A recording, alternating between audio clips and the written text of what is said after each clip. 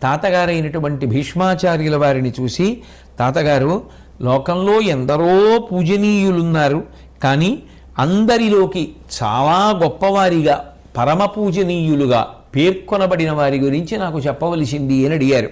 అడిగితే వరుణుడు, సమీరణుడు, తరణి, పర్జన్యుని, సప్తార్చి, ఈశాను, షణ్ముఖుని, మహాలక్ష్మిని, విష్ణుని, అజు, బృహస్పతి, చంద్రు, జలముల, భూమి, యజ్జనములిపుడు నతిభక్తి సేవింతురట్టి వారలకునే మ్రొక్కుదు.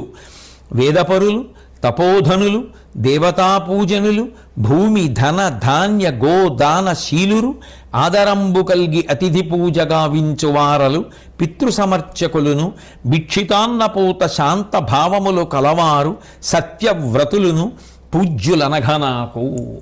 భీష్ముడంతటి వాడు ఎంత గొప్పవో, ఎంత గొప్పవారో, వారు ఎంత పూజనీయులో, ఎటువంటి వారి దర్శనం చేత మనం వెంటనే పవిత్రులమవుతామో, ఎవరు కనపడగానే రెండు చేతులెత్తి నమస్కరించాలో అటువంటి వారి గురించి చెప్తున్నాడు.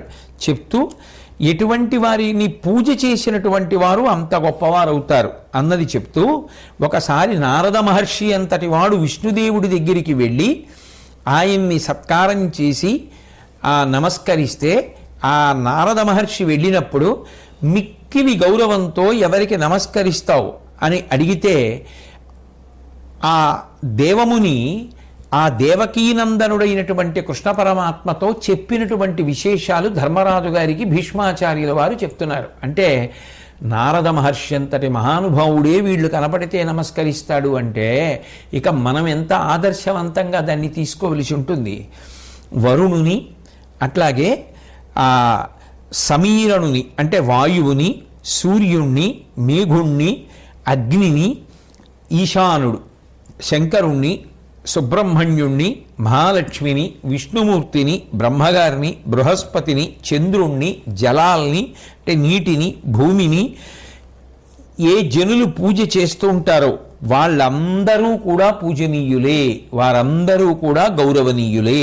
అట్లాగే గురువుగారి దగ్గర కూర్చుని గురు శుశ్రూష చేసి స్వరంతో ఆ వేద మంత్రములను నేర్చుకున్నటువంటి మహానుభావులైనటువంటి వేద పండితులు, తపోధనులు, గొప్ప తపస్సు కలిగినటువంటి వారు, దేవతా పూజనులు, దేవతలను పూజించేటటువంటి లక్షణం ఉన్నటువంటి వారు, భూమిని, ధనాన్ని, ధాన్యాన్ని, గోవుని దానం చేసేటటువంటి అలవాటు ఉన్నవారు, ఎంతో ఆదరభావంతో ఇంటికి వచ్చినటువంటి అతిథిని పూజించి ఆ అతిథికి ఆతిథ్యం ఇచ్చేటటువంటి వారు, పితృదేవతల్ని చేయవలసినటువంటి రీతిలో గౌరవం చేసి అర్చించేటటువంటి వారు, శరీరంతో ఉండగా తల్లిదండ్రుల్ని సేవించేటటువంటి లక్షణం ఉన్నవారు, భిక్షాటన చేసి వచ్చినటువంటి అన్నంతో ఏ కోరిక లేకుండా పరమ పవిత్రమైనటువంటి జీవితం గడిపేటటువంటి వారు, సత్యమును తప్ప అసత్యమును ఎన్నడూ పలకను అని చెప్పి వ్రతాన్ని తీసుకుని